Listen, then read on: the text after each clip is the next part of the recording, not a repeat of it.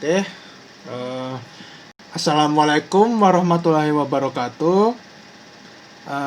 Saya Muhammad Hanif Usama dan ini rekan saya.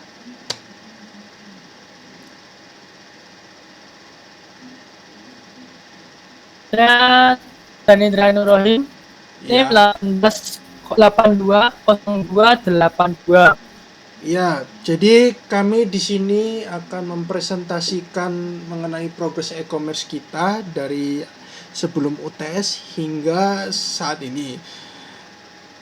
Sayangnya saat ini cuma hanya ada kita berdua, saya Muhammad Hanif Usama dan Mas Danendra Anur Rohim, karena Mas Maulana saat ini lagi tidak bisa diajak komunikasi, mungkin karena masalah koneksi. Tapi oleh karena itu kita akan coba ambil alih dan kita akan uh, menjelaskan awal mula progres kita. Oke, Mas Nendra silakan. Mula progres tanggal 1 bulan 4 tahun 2020. Pada bulan April tanggal 1, Ketua Kompo kami dan saya sendiri menyatakan bahwa proyek e-commerce kita untuk semester ini adalah website atau blog. Kita sudah informasikan bahwa sebenarnya website atau blog ini sudah berjalan lama sebelum April. Kami sekelompok merasa senang saat mendengar berita ini, sehingga kita hanya mengatur soal cara menarik banyak orang untuk datang ke website atau blog ketua kami. Ini silahkan. Oh ya.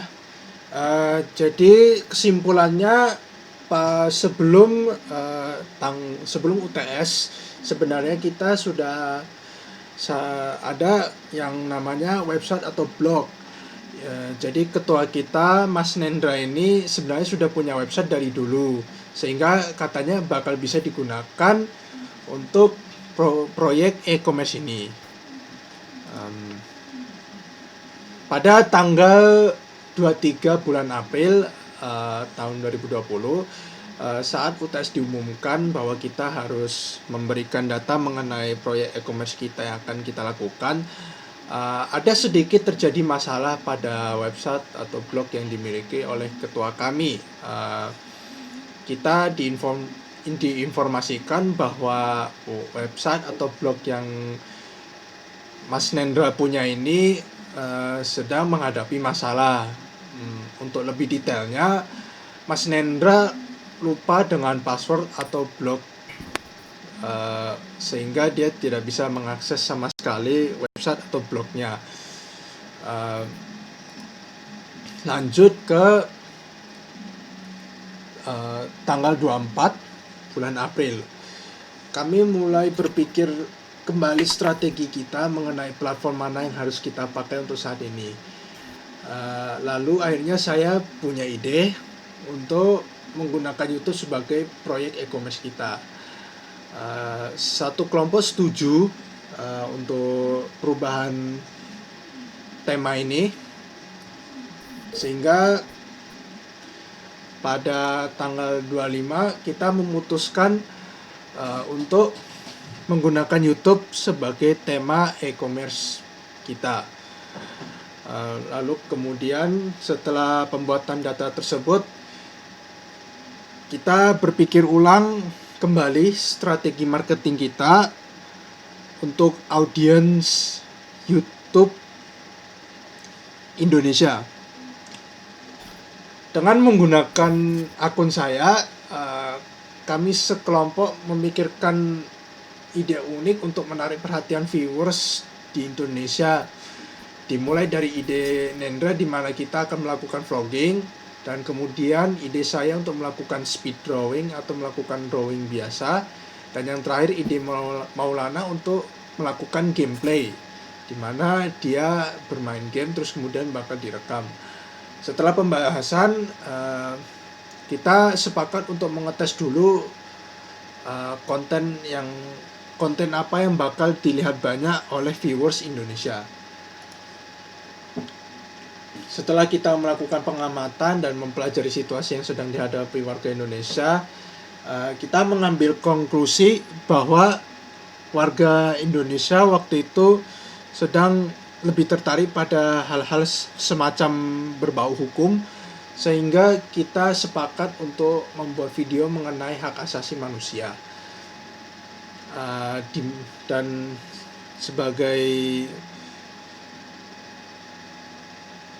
sebagai mulanya dimulai dari pengarahan dari Mas Nendra untuk mengarahkan videonya harus bagaimana dibuatnya, lalu kemudian saya di bagian pencarian bahan video, lalu untuk pengeditan video dilakukan oleh Mas Maulana.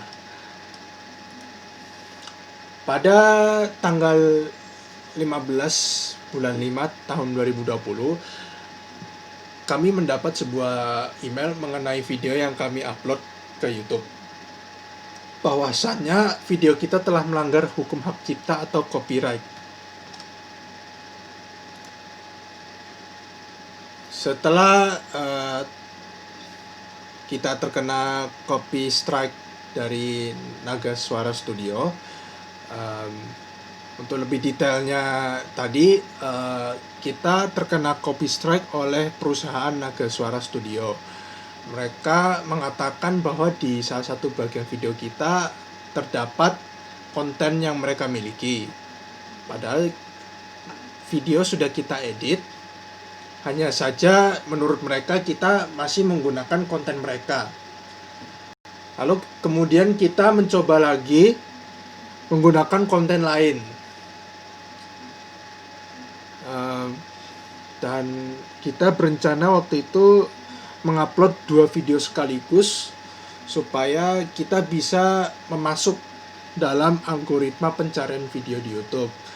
Dan saya berpikir bahwa dengan mengupload 2 video sekaligus, kita mungkin bisa mendapat viewers lebih banyak.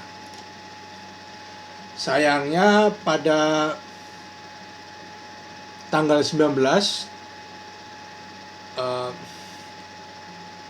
proyek kita harus kita bubarkan karena setelah kita mengupload 2 video tadi, kita masih terkena copy strike, dan itu sekiranya 4 hari setelah kita upload.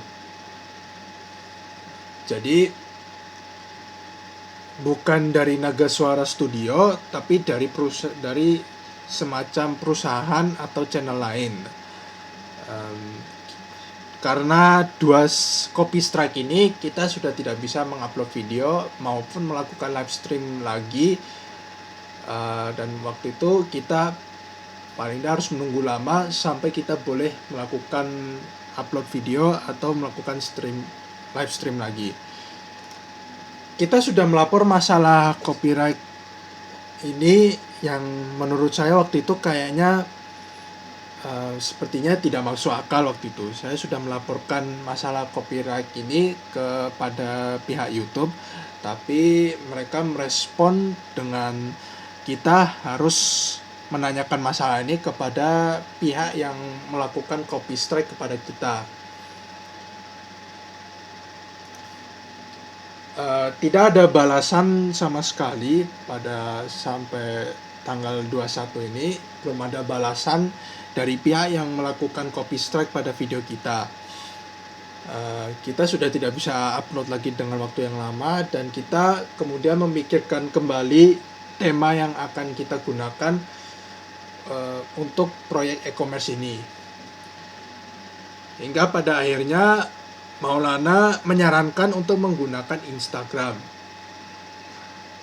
Saya dan Mas Nendra dan kemudian Mas Maulana memikirkan kembali strategi marketing yang akan kita lakukan di Instagram, karena Instagram agak berbeda dengan website lain, sehingga kita memutuskan untuk coba melakukan gambar biasa, dimulai dari Mas Nendra untuk bagian ide gambar, yang apa yang harus digambar. Terus kemudian saya di bagian menggambar, dan saya waktu itu menggunakan Photoshop untuk menggambar digital, dan Mas Maulana di bagian marketing atau mencari follower untuk melihat konten kita. Pada tanggal 22 bulan 5 tahun 2020, setelah kita upload post pertama kita waktu itu mendapatkan 19 like dari post pertama dan 6 follower dari post pertama kita. Lalu lanjut lagi pada bulan 6 tanggal 1 tahun 2020, jumlah like mulai tidak meningkat dan kadang naik turun dari 5 hingga 11 like per postnya, dan follower kita hanya 23. Hingga sampai dari tanggal 29 sampai sekarang belum ada penambahan follower sama sekali, meskipun sudah posting di Instagram beberapa kali. Maulana juga masih mencari cara lain untuk bisa mendapatkan banyak follower. Mas Maulana juga menyarankan untuk menggunakan bot, tapi saya menolak karena rasanya agak curang kalau kita menggunakan bot. Sehingga saya sekelompok dan Mas Nendra dan Mas Maulana sepakat untuk tidak menggunakan bot, karena mungkin pertama rasanya agak curang, dan kedua mungkin tidak begitu menguntungkan, maksudnya tidak begitu profit, karena yang menyukai hanyalah bot, sehingga kita mungkin tidak akan mendapatkan uang. Dan kita sebenarnya juga berencana mau melakukan komisi atau commission sebutannya. Jadi saat kita sudah mendapatkan jumlah follower tertentu, kita bakal membuka komisi. Kita akan mengambil request, kita mengambil bayaran. Rencana untuk komisi waktu itu hanyalah $5 untuk per gambar, karena saya masih pemula gitu. Jadi semua gambar mau dari close up hingga full body waktu itu rencana $5. Tapi kita masih perlu memikirkan ulang dulu mengenai komisi, dan kita juga waktu itu lebih fokus untuk mencari banyak follower. Jadi kesimpulan untuk presentasi ini ialah mungkin untuk mencari untung atau mencari kerja untuk tahun ini atau era ini ya, sebutan lainnya ya, mungkin agak lebih susah dari yang kita bayangkan, karena dari semester ini kita sudah gagal 2 kali. Mungkin kedepannya kita akan mencoba mencari cara untuk bertahan di tema Instagram ini. Saya berharap sih untuk bisa tetap bertahan terus, karena mungkin kalau setelah gagal lagi di Instagram, kita mungkin bakal kebingungan mau di mana lagi untuk temanya. Tapi alhamdulillah sampai saat ini di Instagram masih baik-baik saja. Tidak ada masalah mengenai blog, ban, atau akun dihack. Belum ada masalah seperti itu. Tapi kita mesti waspada. Dan untuk kelompok kita, mungkin waktu itu kita juga kurang berkomunikasi, kita juga kurang berkoordinasi, sehingga mungkin ada masalah yang lebih banyak terjadi yang mungkin kita tidak ketahui. Sehingga mungkin faktor penyebabnya kita mengalami kegagalan 2 kali dalam semester ini mungkin karena kekurangannya koordinasi kelompok kita.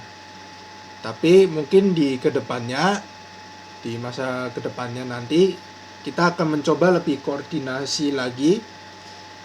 Kita akan coba lebih lebih banyak berkomunikasi, kita lebih banyak mengenal satu sama lain, supaya kita bisa lebih paham apa kelebihan dan kekurangan kita dalam berkelompok ini. Ya, sekian dari presentasi e-commerce kelompok saya. Sekian. Wassalamualaikum warahmatullahi wabarakatuh.